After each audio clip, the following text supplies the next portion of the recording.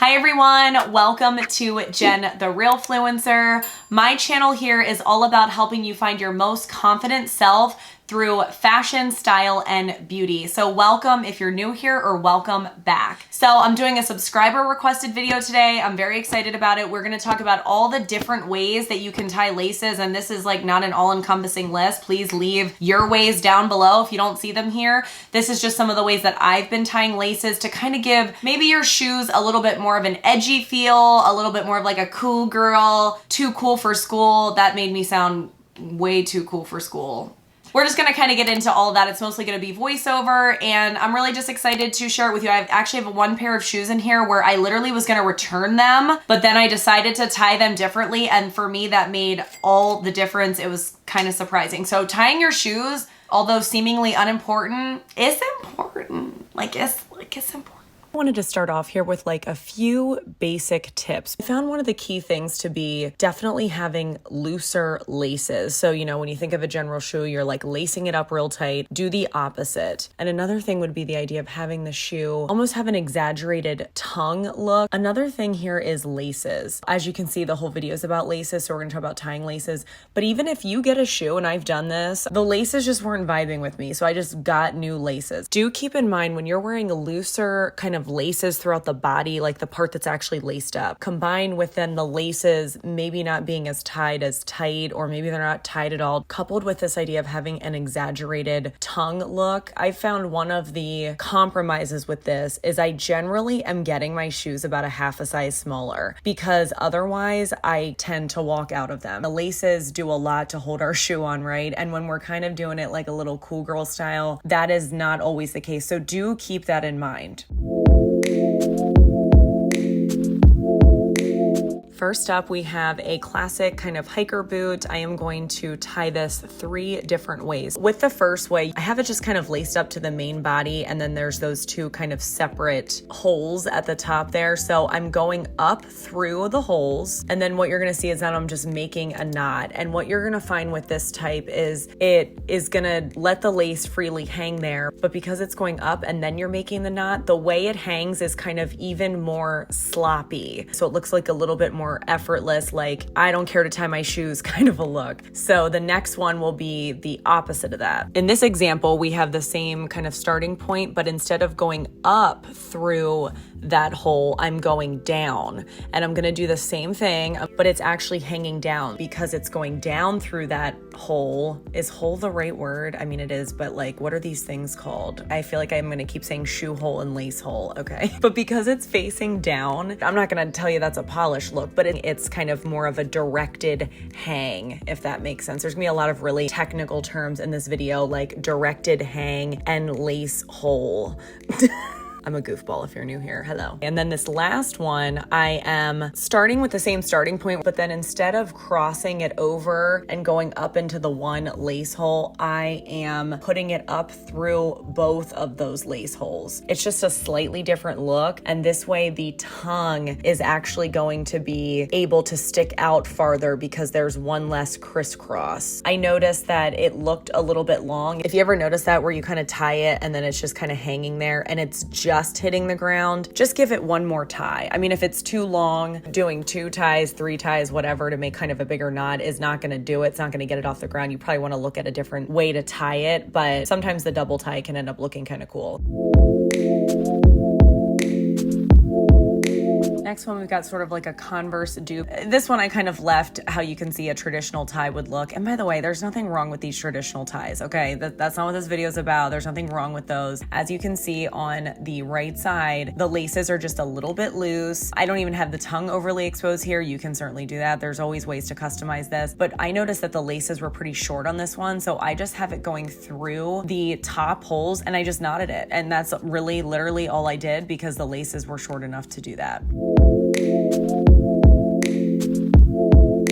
So with these, I just noticed there was those, I don't know what I'm gonna call them. So we got shoe holes, I'll call them shoe hooks, the lace hook things that are at the top there. I just noticed that I wanted to have a little bit more of an exaggerated tongue with these. I needed to kind of take up some of the lace, meaning it was gonna be way too much, it was gonna hang on the ground. So what I ended up doing is having it through the top, and instead of kind of looping it around where you'd normally put it in a shoe hole or a lace hook, I ended up wrapping it around the entire shoe. And because I noticed that I put it through kind of from the inside out, it's very secure. It stays. As you can see, it almost creates like this little loop-de-loo. And if you wanted to, you could even put the end of the lace kind of down through that loop, and that would make almost like a little bit of a knot. All right, we are about halfway through this video, so please give the video a like.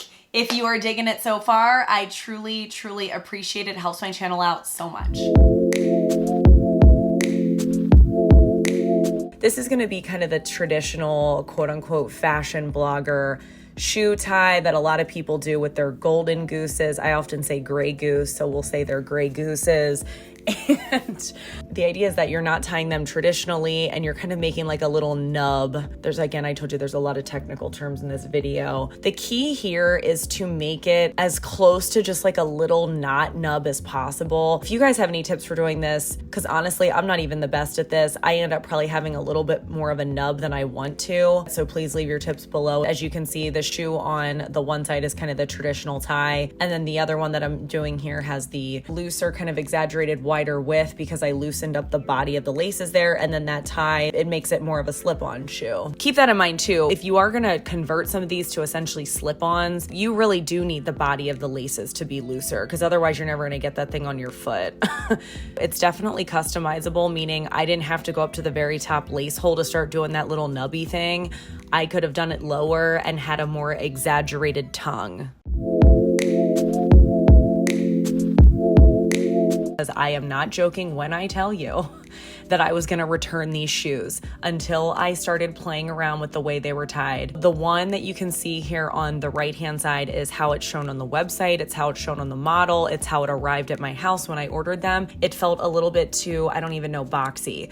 So I really wanted to take advantage of this amazing fur tongue. And the thing with this fur tongue is it was so hidden by those laces. I just played with these laces, and I'm just gonna kind of show you what I did. This is not formulaic. I stopped the laces at the shoe hole, and as you can see, there's like those hooks up at the top. I did not want to use those hooks. So because I stopped at the lace hole, I obviously had a decent amount of lace left. So I decided to do the whole wraparound thing again, and it actually worked out really well. So I avoided all those hooks. I only had to wrap these around once, as you can see. Then I just did a little bit of a knot. The way that I wear them, the tongue is very exaggerated, and I don't know, you guys can let me know what you think down in the comments. I think it totally changes the entire look of this shoe. Let me know what you think.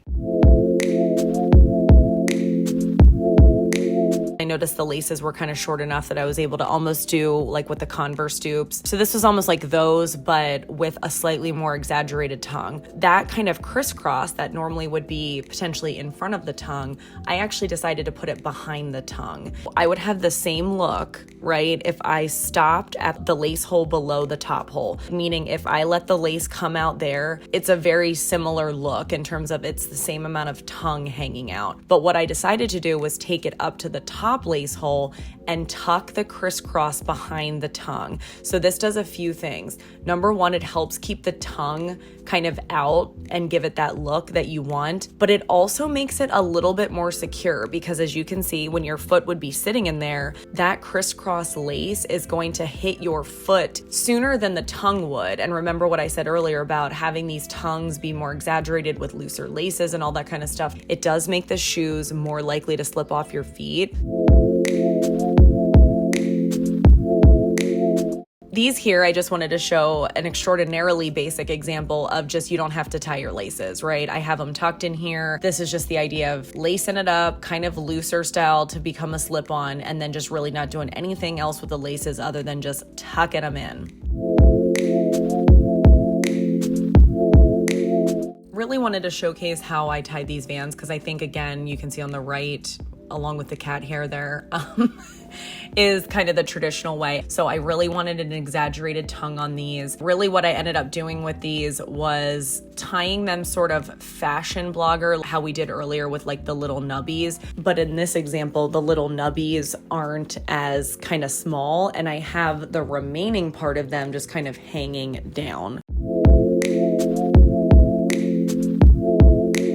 These here are a little bit similar to the first pair of hiker boots, but because the boot does look different, it kind of just has an overall different look. I thought I would do it on these as well. So this is the concept of taking the laces crisscrossed on top of the tongue and either going up through the last lace hole or down. And again, going up and then doing a knot is going to give a little bit more of a sloppier look because they're just going to kind of hang there uneven, sort of, if that makes sense, versus if you decide to go down, that's going to give it a little bit more of a controlled hang. And again, you don't have to do the last lace hole. You could do the second to last lace hole, have a little bit more of an exaggerated tongue. You could do the crisscross behind the tongue, very customizable. That's going to do it, you guys. Tell me which style is your favorite, which one you want to try.